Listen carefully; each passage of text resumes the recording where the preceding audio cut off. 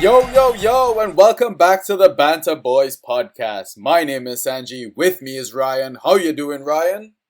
What up, Sanji? I'm alright. How are you, man?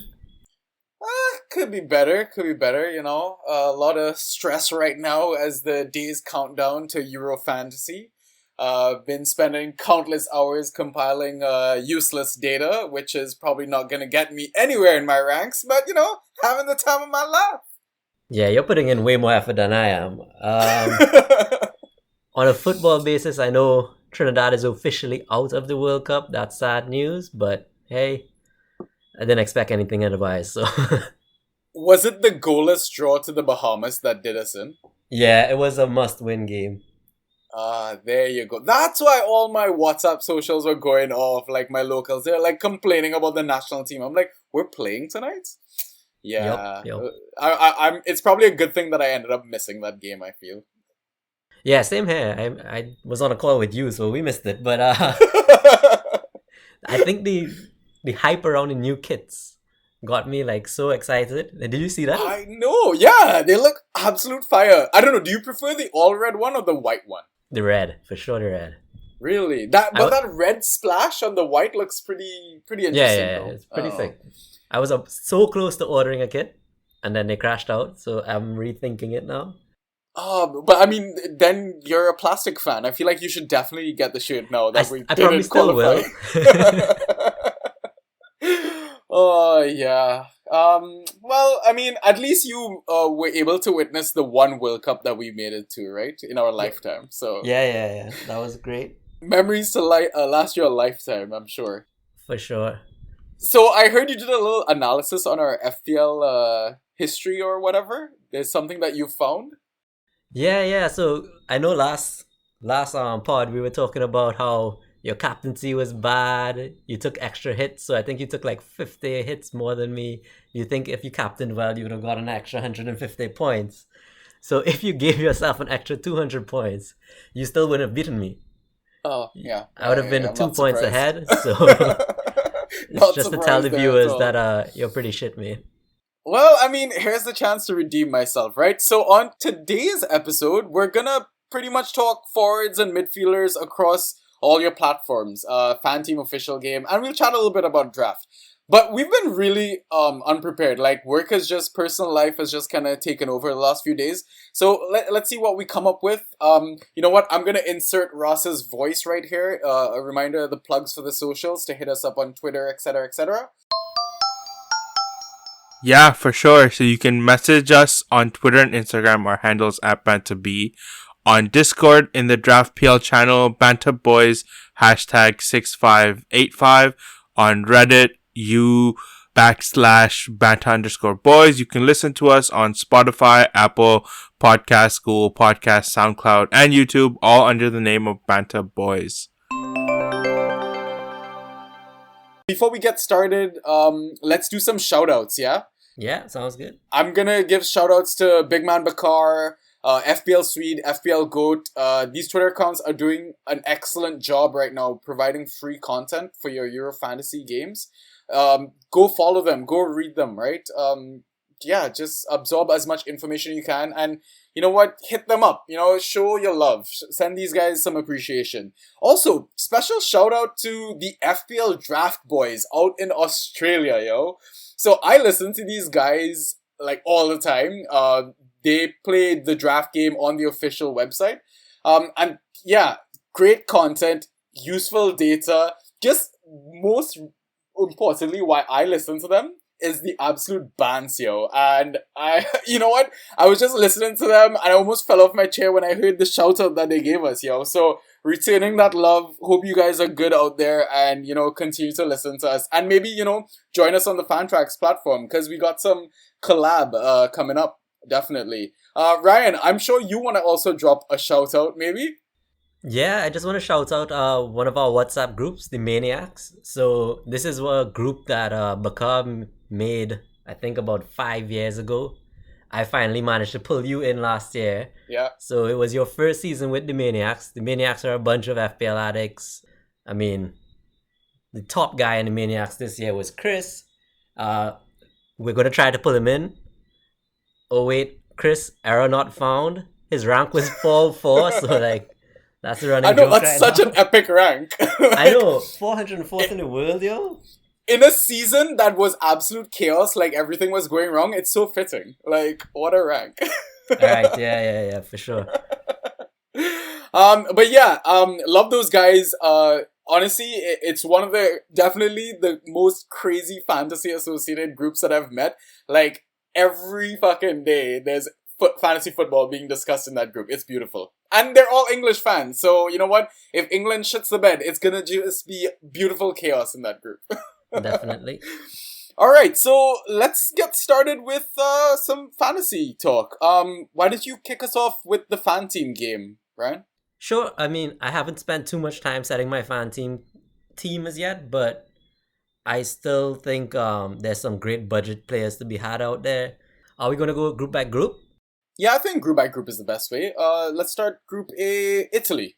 Sure. So with Italy, I think, I mean, the idea with FanTeam is you want players that will go the distance, right? You only get one wild card and one free transfer in between. So Yeah. you really want to nail down those first set of picks.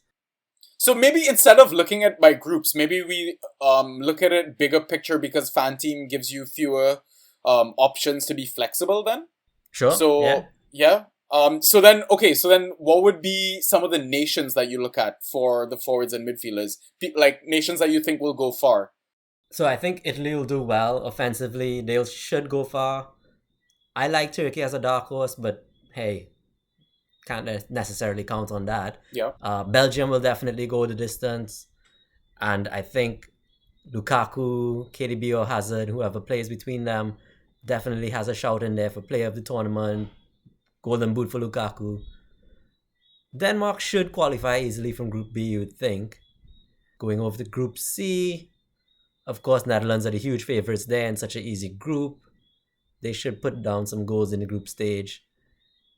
Group D, you would think England are the heavy favorites there, as well as to win it all. I mean, it's hard to look past Kane as a premium, right? Yeah, definitely. Despite his expensive-ass price tag of 13.5. 13.5 in fact. 13.5, yeah. Just for comparison, Ronaldo's only 10. So, wow. Lukaku, I think, is 11.5. That is absolutely ridiculous. From Group D, probably it's hard to call. Croatia, maybe. From Group E, definitely Spain as the huge favorites there. And any team that has a Lewandowski in it will definitely do well. So Poland. Yeah. And Group F, group of that, it's so hard to call, but I mean, the Conte factor, it's hard to look past France. Portugal is a bomb squad on paper, yo. Yeah. Hard to look past Portugal. And then I think Germany must pull through as one of those third place, or any of those nations could easily pip the third place spot, right? Yeah, for sure. Okay, so out of the nations that you listed, Italy, Turkey, Belgium, Denmark, Netherlands, England, Croatia, Spain, Poland, Portugal, Germany, and France. How do you think you're gonna line up? Are you gonna go obviously game week 1, but with game week 2 in mind, game week 3 in mind? Like, how far forward are you looking at in terms of your strikers? Are you only targeting all the premium guys who are possibly going to win Golden Boot? Are you going to do a combination of cheap and premium guys? Like, what's your strategy right now? So for group stages and probably just past round of 16, I'm trying to hold my wildcard as long as possible, and I'll probably target big hitters or premiums from teams that should go far. So the teams I mentioned, and there are some budget players to be had in there. I'm really also trying to get like those players from smaller teams that if there's a goal to be scored, they're most likely to be involved. Like the Garrett Bales, the Timu Pukis. Who else is there? I mean, Yarmolenko had a great game yesterday, was it? Or today? It was today, right? I think he got today. 2 goals or something like that. 2 goals and an assist. Yeah. So yeah, those kinds of players. Yeah, I know. It was surprising to see they got 2 penalties and Malinovsky didn't take either one of them while he was on the pitch as well. Yep. All right. But yeah, so I think I'm going to target players that will go far and then hope my team can take me past, I guess, the round of 16. Then start to think about when do I use my wild card. For sure, my team is going to collapse after round of 16. I mean, so many players get knocked out of the tournament. Yeah. A refresher in the wild card would be welcome at that stage, I would think. So are there any forwards and mids that you have, with respect to FanTeam, and their particular scoring system with having the shots on target or whatever, are there any particular players that you have your eye on, considering that? So Burak Yilmaz from Turkey, their forward, is only 4.5 million. I think he's a bargain. In FanTeam, 4.5 million. 4.5. That's crazy. That's insane. Kalanoglu, or however you pronounce his name, is only 5.5. He's on all... Yeah, him. Yeah. He's on all set pieces, and at only 5.5, that's a bargain as well. Yeah. Garrett Bale is a mid, only 6 million. Definite must-have, I think, for any team, any FanTeam team. Yeah. They have a couple of 4 million defenders, 4 million goalkeepers that will play. They have some picks like Ricardo Rodriguez. He's only 5 million, on pens, is a defender. Whether or not they keep clean sheets remains to be seen, but hey, why not? Yeah. And then there's some players that go the complete opposite way, where they're way too expensive on FanTeam versus the official game. Like Raheem Sterling is 12 million. Is Raheem Sterling even going to play? Exactly, right? And I mean, I can get Ronaldo for 10 million. Why am I splurging 2 more on Raheem? English pride. Come on. Benzema is 10 million. Muller's 8.5 million. Gnabry's a midfielder at 9 million. There's some really good budget players. Well, not budget, but affordable players in there. Would you like to maybe list out the forwards and midfielders that you have right now so far? Because I'm sure you're going to tinker again before the tournament actually starts. Sure. So right now, my team looks like I have Ronaldo up top, Lukaku up top, and Burak Yilmaz because he's so affordable, 4.5. Yeah. In mid, I have Eriksson. He's the talisman for Denmark. You would expect him to be involved in any goals they get. And Denmark should comfortably come through the group stages, you would think. First up is Finland. That's such an attractive game on paper, so I'm quite keen there. Bale, talisman for Wales. Midfield at only 6 million. Definite option for me. Depay, he's a midfielder in this game. I think he's only 8.5 million. That's basically out of position as well, right? Exactly. Yeah. Looks like he's on pens. Definite must-have. He should go the distance. De Bruyne is in my team. He's just there as a placeholder. I don't think he makes the first game, but I could easily swap him out for Hazard if Hazard looks like he's going to start. If not, who knows? I can just splurge that cash elsewhere. And my last mid is Berardi, but it remains to be seen if he's going to play or not. Luckily, we get the lineup leaks for that game, so I can make adjustments after that. Very good point, yeah. Are there any picks that you were really struggling to get into your squad for maybe budget constraints, or any players you are really high on that you don't have right now? I do like Lewandowski. I just couldn't afford him. How expensive is he in FanTeam? I think he's 9 million. Wow, 3 million cheaper than Sterling. Why is Sterling 12 in this game? I have no clue. All the English players are super inflated though. Let me run through some of the English prices. Oh my god. I think Foden is 9 million. Sancho is 10 million. Harry Maguire is 6.5. Luke Shaw is 6.5. Ben Chilwell is 6.5. Jordan Pickford is 7 million. Jesus. Yeah. I feel like they're just trying to target English fans with this game right Definitely. now. Mount is 8.5. In the official game, he's only 7.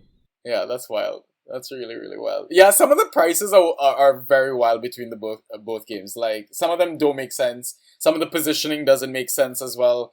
All right, cool. So one play, I think there's a huge variance to the official game as well.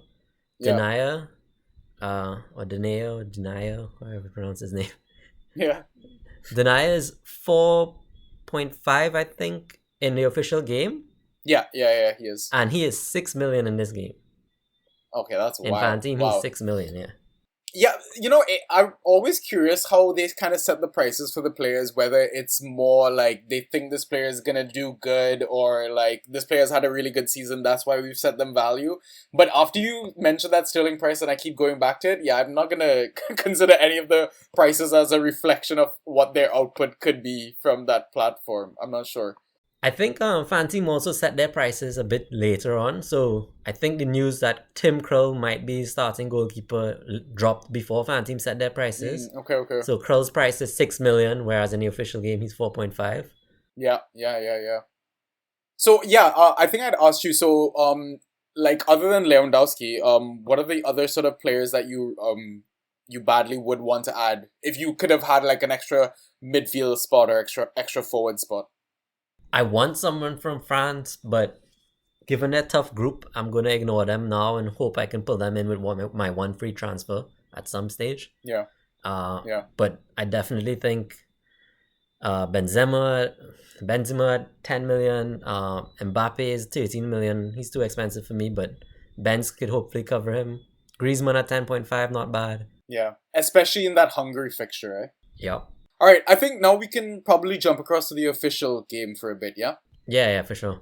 So we're looking at some of the data that we put together, right? So in this one, what we kind of did was we kind of scraped basically the top goal scorers and the top assist getters in all the major leagues of the Who Scored website. So if like the assists or the goal, maybe the assists I would say are probably short by a few, like it's because they don't consider like fantasy assists, right? It's more direct passes, etc.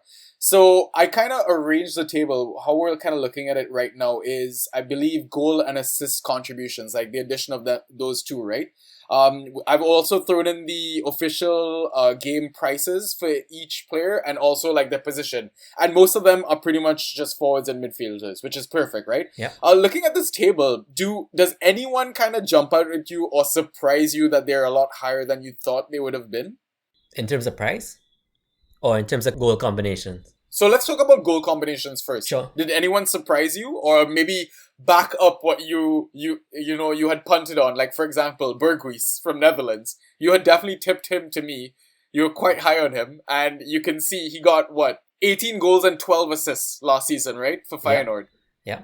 So I think some players like Seferovic, I thought he was past it. He's still doing the deal for Benfica, apparently. Yeah. 22 goals, 7 assists, so 29 in total. Yeah. Attacking returns or something you call that, I guess. Yeah. Yeah. It was good to see Berardi that high as well, right? He's only 6 million in the official game. He got 17 goals and 7 assists last season for Sassuolo. Yep. Sassuolo, yeah. Even the midfield maestros, like talismans, Larsson from Sweden, he got 20 attacking returns. Yeah, that's high. Malinovsky from Ukraine, he got 20 attacking returns as well. Actually, I found Sancho pretty low down on this list. Yeah. Only 19 attacking returns in total, right? Griezmann as well. I thought Oliveira was quite cheap for his price, but we're not sure he's for his value, right? He's only, I think, 6 million in the official game. Yep. But again, you're not sure if he's gonna start or not. I really like Guerrero. Yeah, even though he's a defender. Yeah. He's probably like the only defender that high up on the list. He had 15 attacking contributions, 5 goals, 10 assists. Yeah, 6.5. Yep, he's expensive. There was a slight rumor that I saw that though this guy named Mendes, there's a chance that he could replace Guerrero, but I don't think so. I'd still think Guerrero is nailed, right? Yeah, I'm not certain, but... Oh, by the way, I want to give a shout out to Insigne. 26 attacking returns, 8.5. But listed as a midfielder, and I feel like he's kind of out of position in that game. You're an Italian fan. What do you think about him? I think he is a good option, but I think he will get pulled off early, especially in games where they need that late goal. I think with Belotti coming off the bench, they have a strong option, and someone is going to have to make way. I think it might be Insigne. Yeah, because it's very hard to pick from all those midfield options for Italy, man. They've got so many like talents at such great prices, right? Barella at 7, Bernardeschi at 7.5, Chiesa at 7, like we said just now, Berardi at 6, right? It's Insigne at 8.5. So out of the list that I just mentioned, if you had to just pick the one, who would you recommend people to go for? Or maybe the two? I would probably only go one, and I would pick the one that starts between Berardi and Chiesa. I think both of them had insane seasons, and they should be able to keep their spot if they got hinted to start. Well, we know we get lineups, right? So if they start versus Turkey, unless they absolutely shit the bed, I mean, they should keep their spot and should smash it. So, listeners, you gotta remember that you get like the lineups before every match day. Match day 1, match day 2, match day 3, right? But only for the first fixture in every match day, right? Yep. So Turkey versus Italy, you're gonna get the lineups for that. You'll get lineups for the Finland versus Russia game, right? In match day 2, and in match day 3, you'll get the lineups for Switzerland versus Turkey, right? So Turkey, you're getting 2 lineups, right?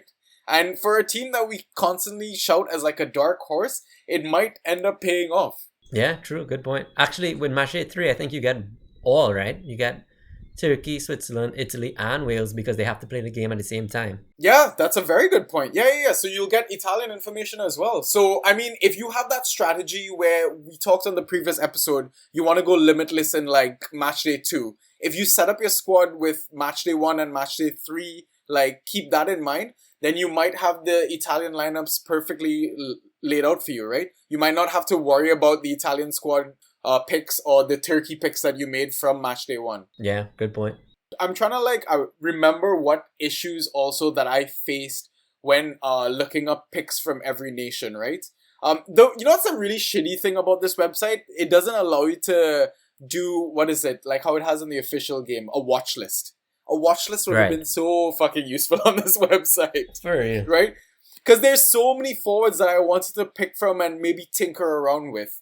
I know I'm gonna drop a random bomb on you. I might not start with Lukaku. Yeah, I mean, go for it. but who are you starting with then? So right now, my forward line is Ronaldo, Lewandowski, and Depay. So I like Lewa, I like Depay. I actually may drop Ronaldo.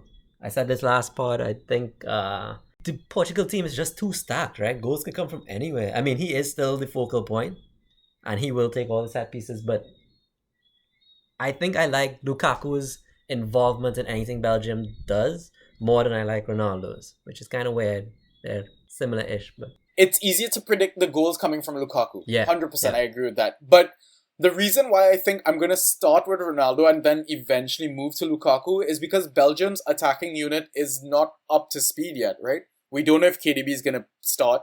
We don't know what's the situation with Hazard, his fitness, etc. True. They might be rotating Thorgan, Carrasco, Munier, Jeremy Doku as their attacking wingers, etc., right? Even Vanaken could get a shout. The reason I wanted to get Ronnie is because he's just a international tournament beast, right? He's known for scoring goals on the big stage. And a few days ago, I sent you that article about the records, right? To be broken at the international stage. The stage is set for Ronnie, right? Especially after a season where he kind of shot the bed with Juventus, coming out still as the Golden Boot scorer. In Serie A, yeah, for sure. I understand that Lukaku will probably get the goals. I just think Portugal could score more, right? At this point in time. Versus Hungary, sure. Versus the rest of the group, yeah. The first fixture, right? The first fixture, and if I'm going to limitless in the second game week, then I can worry about Lukaku. I can bring him in that second one. And then just worry about him as a normal transfer in match day 3, right? Yeah. So that's why I'm thinking maybe go without Lukaku. But I think I will still take a Belgium asset into that fixture. Maybe a defensive asset. So I had similar-ish thoughts on Lewandowski versus Ronaldo. I think Lukaku's nailed in my team, but if I go Lewandowski, I get him versus Slovakia for game week 1 or match day 1. Yeah. And then if I limit less, I don't need to have him for versus Spain in match day 2, but then I get him back for versus Sweden in match day 3. And let's be real, Lewa's a friggin' machine. He's a monster. If you look at the table that we were just talking about, right? In terms of total attacking returns, 48. He had 41 goals and 7 assists, right? Broke the record. 41 goals was a new record, Bundesliga record. There you go, right? And if you look at all leagues, he was basically the top scorer across all leagues in all the worlds, etc. So by quite a margin. Yeah, exactly, right? And that's the reason why I'm also happy to take Lewa in game week 1, match day 1, whatever. And you come back into match day 3, right? And he's up against Sweden. And Sweden, yeah.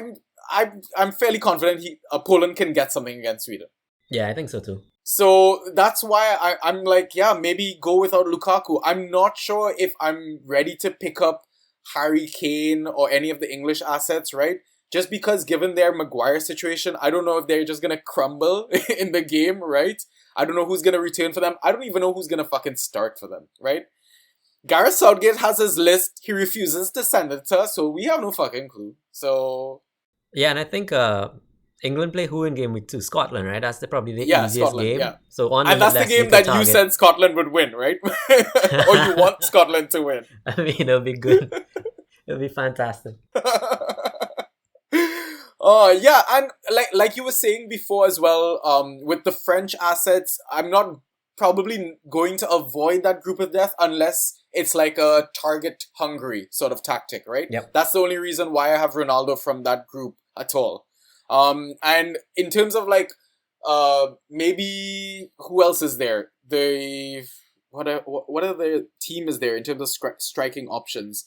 Like Burak Yilmaz, we talked about him. He's 8 million.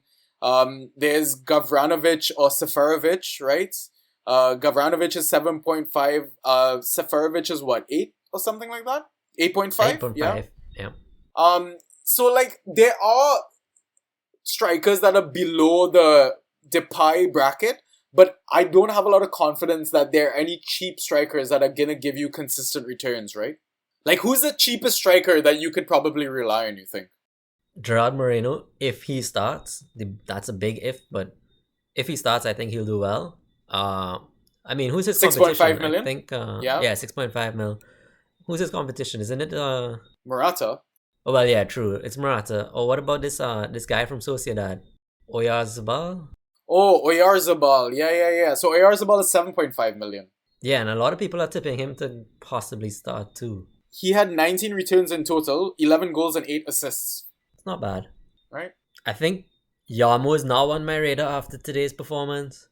But he's a midfielder, 8.5. He's in my latest draft, I'm not going to lie. Yeah, Yarmolenko's a mid. Yeah. So, I mean, we can, is there any other forwards that you want to pull out? I was surprised Mertens, 9 million, was a forward as well. I'm not sure I would punt on him necessarily, because you're not sure he's going to start either. Yeah. Thomas Müller, 9 million forward, the assist king of the Bundesliga.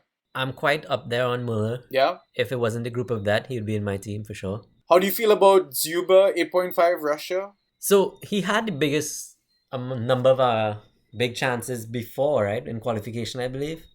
Something crazy. And I think Russia was very attacking in qualification, but... Yeah. Zuba's how old now? He has to be up there. I thought he was another player that's past 30s. it. Yeah, I thought he would have retired by now. He's 32. He looks that old. I think he's still doing it for Zenit, but hey, I'm not that risky. Given Zlatan's injury, do you think you'd punt on either Berg at 8.5 or Isaac at 8? No, I'll just avoid Sweden altogether. I mean, Isaac had some good returns. 19 in total, 17 goals and 2 assists. Not bad. It's not. What about, who else can I throw your way? Brathwaite for Denmark. Or are you going to just stick to Eriksson?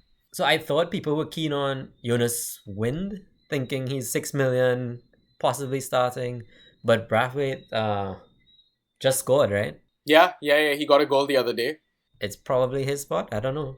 I actually have no clue how Denmark's going to line up. So in the last 5 games as well, I believe Depay has 5 goals and 3 assists or something like that? Something crazy. What about his attacking counterpart, Weghorst, for 3 million cheaper? Or do you think Depay is worth the 10? I think Depay is worth the price. I think he's on pens, and I think he'll play the full 90, whereas Weghorst probably gets subbed off early. Yeah. So I'll splash a cash. Another forward, Yaremchuk, he got a goal for Ukraine today as well, a 7 million forward. I mean, Pukki is 7 million too, right? I don't know if I'm going to get anyone from Finland at all for this, man. Probably not, but... I'm not going to lie, there are nations that I think I'm going to avoid are like Wales. I'm going to probably avoid Slovakia. Yeah. Maybe those 2 for sure, and maybe Scotland I'd probably avoid. Yeah, those 3. I'm probably avoiding North Macedonia, Finland, Czech Republic even. They've been on horrible form. I may take someone from Wales, I may pick someone from Austria, and I may pick someone from Croatia, maybe. Unlikely though. I'm not sure I'm gonna get this guy from Austria though. What's his name? Alaba? I think I'm off of him now, Arnautovic. Just because I'm not sure whether or not he's gonna start that first game, right? He played the friendly though. He got 20-something minutes, right? 26 minutes. Yeah, he got 20-something minutes. But is he gonna start though? I mean, that's enough though. I don't know. The thing is, honestly, I think you can fill up those 3 forward spots with 3 better options than Arnautovic, right? I think on paper, though, North Macedonia has to be the weakest, right? You say that, but I honestly think they're going to surprise some teams, man. Well, Haven't maybe. even gotten that surprise result against Germany, that 2-1. I honestly think they're going to frustrate some veteran fantasy managers like yourself. When Alioski scores that penalty, you're going to be fuming that you don't have him. I guess. Actually, their forward isn't bad, eh? Strakovski, he has 3 goals, 2 assists recently. Yeah. I mean, I also like one of their midfielder options, Elmas. I believe Elmas is also 6 million. Yeah. He got a few goals for them as well in the last 5 games. So why don't we look at some of the midfield options now, yeah? Sure. The first and most expensive option that kind of caught my eye was probably Ericsson at 9 million. So the most expensive midfielder option is Bruno Fernandes and KDB, both capped off at 10.5. Yep. And then you go further down, you've got your Eden Hazards, your Bales, your Komans, your Sanchos, your Nabries, your Sane, your Raheem Sterling. But yeah, I want to start us off with Ericsson, maybe. And I think maybe both of us might start the season with him. I don't think I will. I think FanTeam is skewing me. FanTeam has him priced at 7 million, the official game at 9 million. Now I feel like I'm paying too much if I get him in the official game. Yeah, that's fair. I get that, but I mean, he's gonna be playing nailed number 10, right? On set pieces. Yeah. Does he take penalties for Denmark as well? He has to. Surely he does. And they've got a very easy fixture, like you said, to start, right? Finland. So why not? You should go into the game, I think, with a Danish asset, shouldn't you? Oh yeah, for sure. At least one. But I think I'll probably stick to a defender. The reason I highlighted Ericsson is just because I think you should have at least one set piece King in your squad, right? To kind of bank on for points. Sure. So then who is that set piece maestro in your squad right now? I do not have one. So I think if I do go with 3 premiums up top, it means I have to like kind of settle for cheaper mids all around the. You might have to get 6 Nego. to 8. Nah, I'm not touching Nego. Around the 6 to 8 million price range is where I'm focusing, and I don't know who is nailed on set pieces around that price. We look south of Ericsson. Let's try and pick up some set pieces. Çakanoglu, 8.5, Turkish midfielder, right? Again, too expensive though. Yeah, possibly. Insigne, 8.5. He takes some corners every now and then. Yeah, Insigne's not bad. Modric, 8.5. Croatia, last tournament for him. Maybe he might go out with a bang. You never know. I doubt it. John McGinn, 7.5 for Scotland. Not touching Scottish. What about... I don't know what's up with England, but Jack Grealish, 7.5. I don't know if he's going to take some set pieces. Grealish is a great punt if he starts, but I mean, their toughest game is first up, so we could always wait and see. Yeah, Malinovsky, 7 million for Ukraine. I like Malinovsky. Again, toughest game is first up versus Netherlands. We could always wait and see. If they get a pen, does it really fall to him or not? I mean, 2 other penalty takers today. Does Barella take any set pieces for Italy? I am not sure. I don't think so. Okay, well, I mean, in a similar price range of 7 million, Shaqiri, I believe, takes set pieces for Switzerland. Yep. Not on pens, but yeah, he takes set pieces. There you go. Not on set pieces, but tends to love to score annoying goals. Thomas Suchek, 6.5. Yeah. I think that is also a decent price. Yeah. Golovin and like Cheryshev, they both, I think, had a great World Cup last time out. Yeah, but I feel like Cheryshev might be a bit older now. I don't know if I'd punt I on think him. he's older. I don't think he's going to start, but Golovin's still there. He's still their key creator, I believe. Probably on set pieces, 7.5, if you so feel inclined. First game is versus Belgium, though, so again, you could wait and see. Yeah. What about Joshua Kimmich, 6 million midfielder for Germany? I think Kimmich is such an interesting option. So many people are going to be turned off because he's no longer defending this game. But I think he's still a great option. What about Seb Larsson from Sweden on penalties, 6 million midfielder? Same price as Berardi from Italy. Probably isn't going to make the full 90, but yeah, I like him. Should be on pens. I like Wijnaldum. Wijnaldum's quite expensive though, no? At 8? 8.5? He's only 8, I think. For somebody that is not on set pieces, don't you think that's a bit too much? Like, what do you think justifies their high price? Like, what are you expecting from them? Goals or assists? Because we don't get bonus in this game, right? True. I think a bit of both. And just having such an easy group in such an attacking team. If I had to choose a Netherlands midfielder, it'll probably be Wijnaldum. What about your boy Berghuis? He hasn't been starting the friendlies. If he's tipped to start, then I'll have him in for sure. There's Daniel James, 6.5 mil. There's Alaba, 5.5 mil. Alaba should be on all set pieces for Austria, I think. Yeah, I didn't Big Man Bakar mention he has like a 40% contribution towards the goals, I think, for Austria? Oh, something really? like that? Yeah, it's something No high idea. like that, I believe. I feel like anywhere south of 6, you're gonna have shit options for midfielders, right? I feel like 6 is your bare minimum that you should have like your cheapest. Especially if because you highlighted on the last episode that you believe you should try to get value out of every spot in Yep. your squad, right? Because you have the ability with dynamic subs, etc., right? So Right. with your strategy of no nego, you're probably going to have to buy a bunch of like 6.5 to like, let's say 8.5 midfielders, and maybe not get your Ericssons or your Nabries or your Sterlings, etc. that high on, right? Yeah, exactly. So some of those options that we gave are good, like, set piece options, goal options. What are the midfielders that you have right now in your squad? So right now I have Wijnaldum, I have Souček, I have Berardi, but again we get that leak lineup, so if he's not starting, I'll just take him out. I have Alaba and I have Dan James. Dan James So- is just a placeholder. I am not keeping Dan James. I was about to say. I was now looking and I see, Jorginho, 6 million. He is on pens for Italy. Yeah. Maybe, but I don't want to double up on Italy, so if it's not Berardi, I'll probably take Chiesa. Granit Xhaka should be on some set pieces, along with what's his name? Jeez.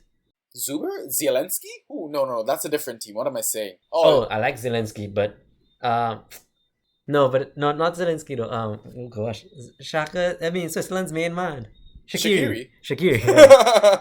Xhaka should be on some set pieces. Shaqiri. There are a few players who I think are reasonably priced if they play, like Pedri or Pedri, however you pronounce his name. Do you also ever maybe think we should just go the strategy of let's just get in all the captains for all the teams and just start that and see how far that goes? Maybe as a fan team strategy, because like you want nailed players, right? How come we don't ever consider that as a strategy? As in captain for their country? Because chances are at least half the captains would either be on penalties or some form of a set piece, maybe? Maybe. That's a good point. Who are the captains that stand out? Because I remember Depay wearing the armband for one of his friendlies recently, right? Yep, saw that. Is Alioski the captain for North Macedonia? I wouldn't be surprised. I think he is. Right? I feel like Souček, I've seen him wear the armband as well when he came on as a sub, right?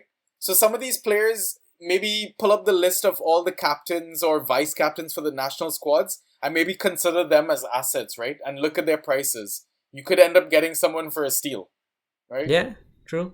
On FPL Swede, his page on Twitter, you can look up the tweet that he made about like the set pieces, people that are on pens, people that are on corners and stuff like that. If you're unsure about an asset, maybe just get a bunch of set piece takers, right? Maybe that's just a safe way to play the game as well. If you don't want to be risky and punt on people like Berardi, unless you have the lineup, etc., right? Right. So the midfield that I have at the moment, so I've tinkered from our last pod, obviously, because I tinker like every 5 seconds, basically. Eriksson, Suchek, Yarmolenko, Berardi, and Nego.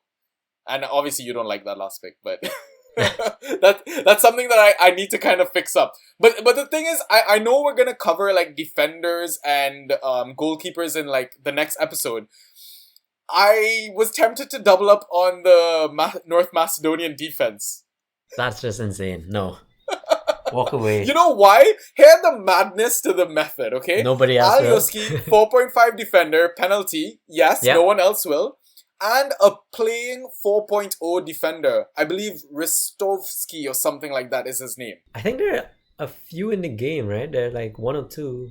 There's a couple of playing 4.0 players, yeah.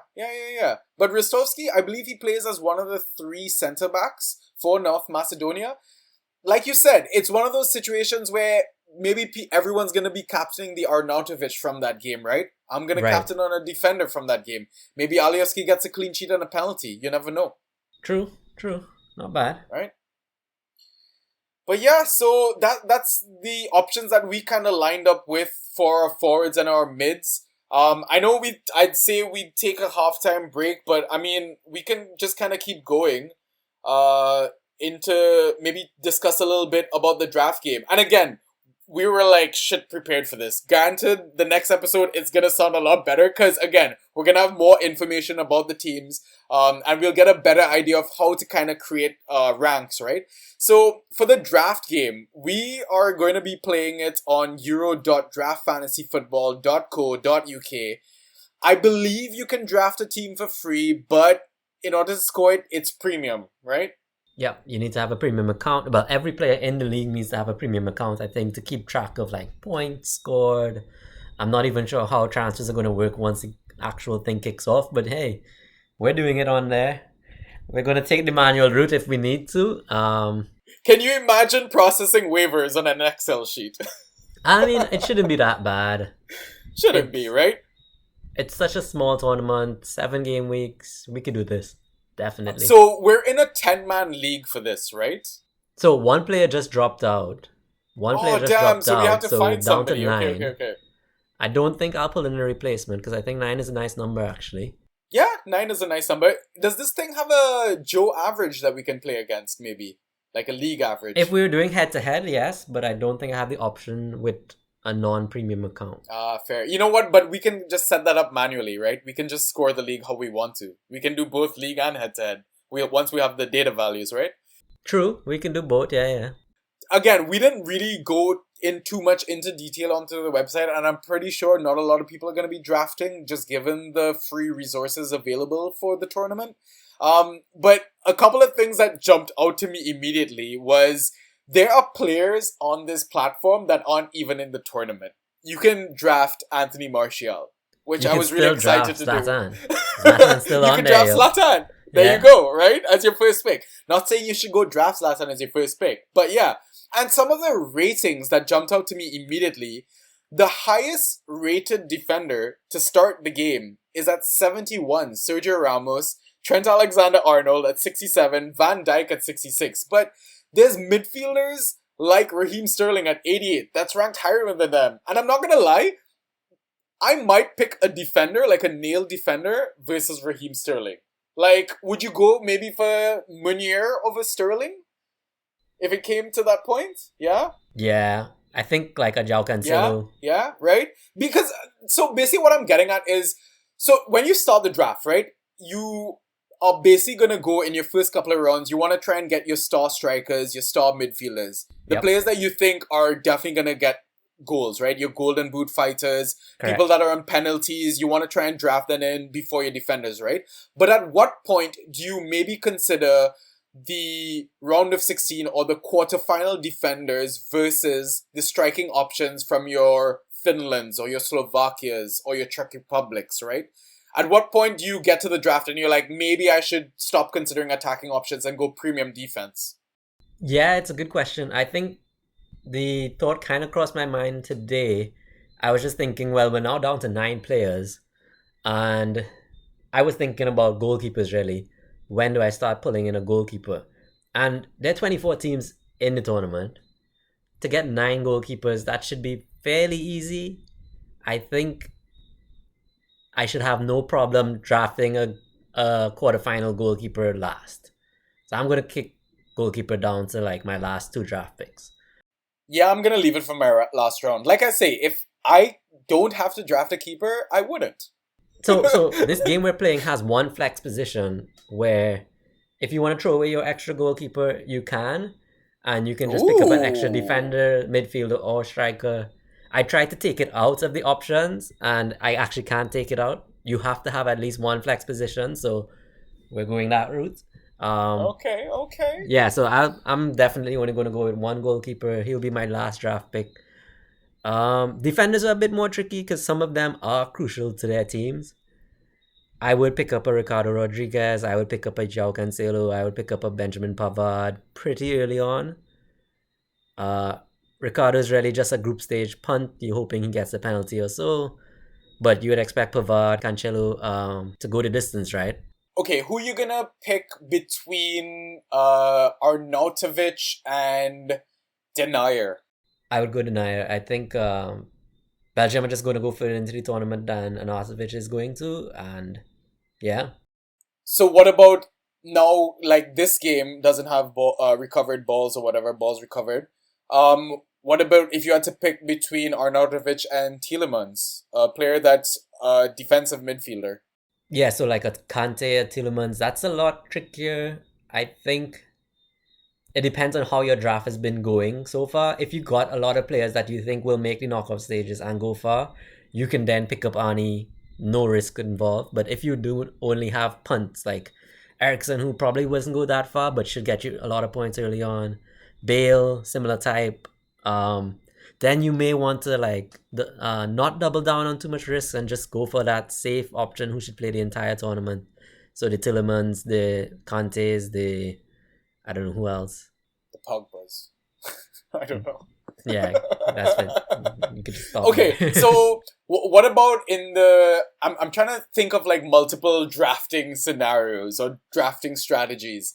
So instead of, let's say you want to draft a balanced squad, right? You want to get a good striker, a good midfielder. Do you think it's a viable strategy to just target 4 nations and just get all the players from those nations? Ooh. Yeah, actually, that's not bad. If at least 2 of your nations go far, and you realize you're starting to like question what if one of your nations are going to do it, yeah, you can probably look to trade at that point. And yeah, if you have a good player from a team that on paper is solid, but you just have doubts, you'll probably get a good trade. Yeah. That's another strategy. Because, I mean, in Fantrax, what a lot of people like to do as well is, like, they like to stock up on, like, your Man United options. So imagine if you had, like, Luke Shaw, Bruno, Rashford, and, I don't know, freaking... Who else was a stat collector? Maguire. I don't know. And you took them in every week, right? By the end of the season, you're sitting on a bunch of points for total, right? Right. Because United are just performing every week sort of thing, right? Make sure you get, like, Lukaku... I'm not saying you can get Hazard, but let's say Carrasco, right? Yeah. Lukaku, Meunier, and Carrasco. Right. You get your first 3, those are your first 3 picks, right? But then there's a chance that you miss out on your Griezmann, maybe from France. I don't think Griezmann's gonna go in like the first round itself. No, yeah, probably. Or you lose out on Diogo Jota from Portugal, right? Sure. But then there's that risk that the picks that you made for those nations might not even start. Those guys could get rotated as well, right? Yeah, it's definitely interesting. See, now the thing is though, this strategy is a lot trickier on this platform because we have a max out of 3 players per nation. Exactly. Right? So you might have to be careful with that. But yeah, I think 100% pick the top 8 nations that you think are going to go far and maybe use that as a drafting template. Because you don't need to look all at all the other nations, right?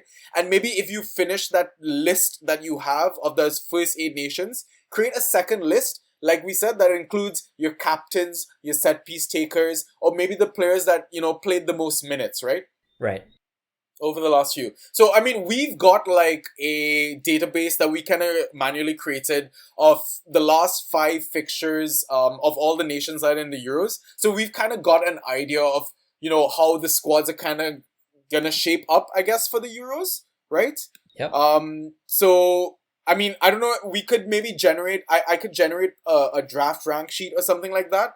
Or we could probably run through it on the next pod, just maybe the top 5 players from each nation that we think will be nailed going into your draft, right? I don't know how helpful it'll be on the next pod because I assume we'll probably pod after we draft. Probably. Right? So we'll probably get back to you with how our draft went, Yep. right? Our latest picks in general, the latest teams that we have. And then, in the next episode, we'll run through the defender and the goalie picks. But yeah, other than that, you have any suggestions maybe to fantasy managers, things that they should look at before our next pod or for their drafts, etc.? Is there anything that you need to do personally that you haven't done yet? Yes, loads. I don't even know where to start. I think just the different variations in the different games. My head is all up in confuffled, really. Yeah.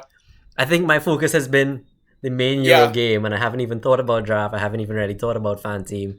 And those 2 formats, you kind of need a team to go far. So I think I'm going to try and nail down my official Euro side probably by tomorrow, and then have time to start thinking about the next 2 formats. Because you're going to need a lot more accurate data going into the draft and FanTeam versions, right? Given the lack of flexibility. And I mean, just having essentially two wildcards in the official game and a limitless chip, it just makes it so much more manageable. Yeah. Plus all the free transfers you get. For sure. Are you planning to look at any of the highlights and stuff from like the previous friendlies? I know we generated a form table. If we can quickly look at the form table, maybe the countries that have been performing in their friendlies, etc. Your boys, Italy, up top, man. 17 goals, 4-0 against, 5 games played, 5 wins. Like, definitely winning the Euros, right? Nope. And the thing is, Donnarumma is supposedly one of the best penalty goalkeepers ever, right? Like, yeah, I think he saved 17 and 53 or 43, some wild number like that. I think it might be 40 something. Yeah. Almost a third or something like that, yeah. Look at the top few teams in that. Denmark, they had played 5 games. 1-4. Drew 1, 0 lost, right? Scored 17, 1 conceded. Switzerland scored 16, 4 conceded. Won all 5 games, yeah. Yeah, so scored 16. Maybe teams to target at the bottom of the table. Austria, Finland, and Wales. Yep. Austria, so played 5, won 1, drew 2, lost 2, right? They scored 5 and conceded 8. Finland, they didn't win any of their last 5 games. Drew 2, lost 3, scored only 5 goals and conceded 9 goals. And then Wales, even though they won 2 of their games, they sit bottom of the table for goals for, having scored only 3 goals over their last 5 games and conceded 6 goals. So maybe these are the nations that you want to target. That's why I'm kind of off Arnautovic and Austria. I honestly think North Macedonia could do something, right? Because if you look at the table when North Macedonia sit around 6th, right, under Belgium. Right. They scored 14 goals and only conceded 5, right? So maybe form is something that you want to look going into the tournament as well. Don't just look at the FIFA World Rankings, right? Any small nation could surprise us this tournament. Oh, definitely. And actually, Czech Republic is kind of masking their performances here. Yeah. 8 goals conceded, which is more than their goals scored of just 7. Yeah. I mean, I'm just hyped. I don't even care anymore. Honestly, there's a lot of data that we need to sit down and kind of just filter through a little bit more. But definitely next episode, we'll have your rankings for your drafts. Hopefully that helps, and we'll even discuss some of the prediction sheets. We've seen a few of those go around. People are starting to do their betting pools, etc. And you know what? We'll also put up maybe a questions section as well. we'll answer some questions on the next pod, right? You know what we People could might do? have some picks, questions, etc. Yeah. We could make a Google form and circulate that and get people to just fill up their predictions.